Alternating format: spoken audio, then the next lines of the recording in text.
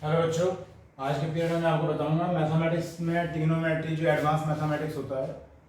जैसे आप जानते हैं कि जो मैथमेटिक्स वो तीन प्रकार का होता है। तो अर्थमेटिक होता है, एक होता है एडवांस मैथमेटिक्स, एक होता है टेक्निकल मैथमेटिक्स। ये बात मैं पहले भी कई बार बता चुका हूँ आपको। अर्थमेटिक तो बहुत ही फेवरेट होता है स्टूडेंट्स का। एसएससी के एग्जाम में एडवांस मैथमेटिक्स भी आता है, लाइक स्टैटिक्स हो गई, ट्रिग्नोमेट्री हो गई, ज्योमेट्री हो गई, प्रोबेबिलिटी हो गई, ये सब चीज़ें, परमुटेशन, कॉम्बिनेशन।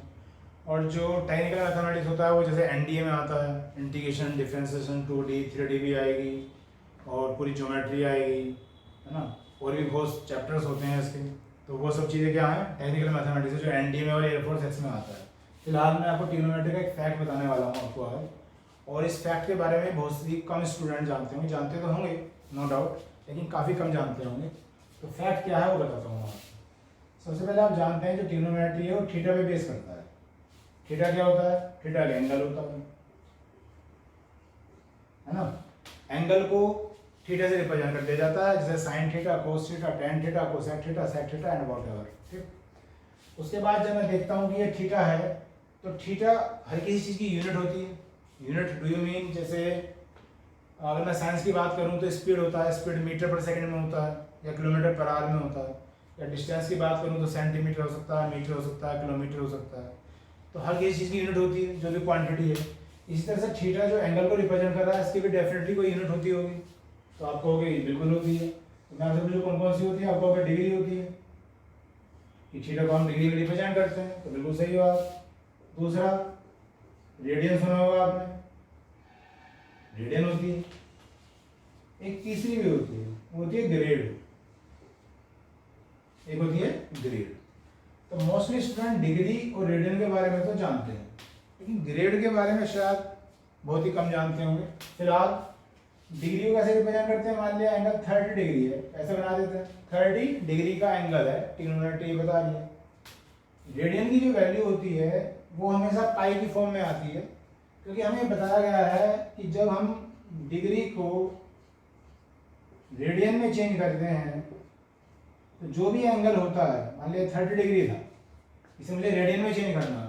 अब मैंने भी कहा कि रेडियन की जो फॉर्म होती है वो हमेशा पाई की टर्म्स में उसका आंसर आएगा। तो जब भी हम डिग्री से रेडियन बनाते हैं, हम जानते हैं बात पाई अपॉन 180 से मल्टीप्लाई कर देते हैं। जो नहीं जानता उसे सुन लीजिए आप ध्यान से।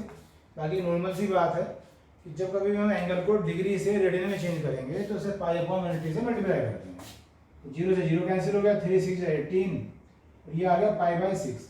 यहाँ पाई की वैल्यू नहीं रखनी है वापस की, पाई की वैल्यू आप 180 रख दो या 22/7 रख दो। क्योंकि पाई की वैल्यू आप 180 रखोगे तो घूम के फिर वहीं आ जाओगे, है ना। पाई की वैल्यू दो होती है, एक तो 22/7 होती है, एक होती है 180।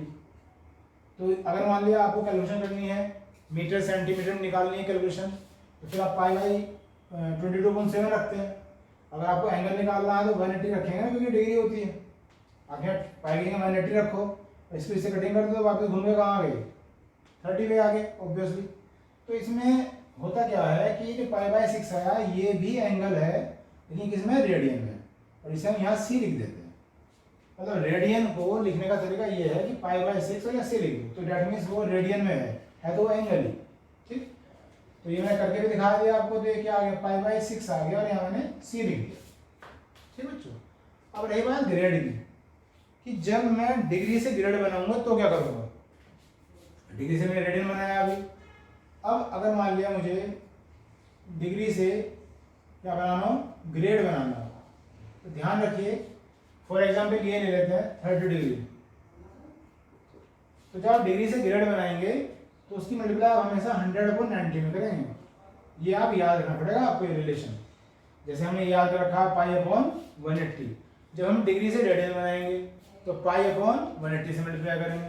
जब डिग्री से ग्रेड बनाएंगे तो 100/90 से मल्टीप्लाई करेंगे वहाँ पे। इसे आप सोल्व कर दीजिए, 0 से 0 कैंसिल, 3 3 9।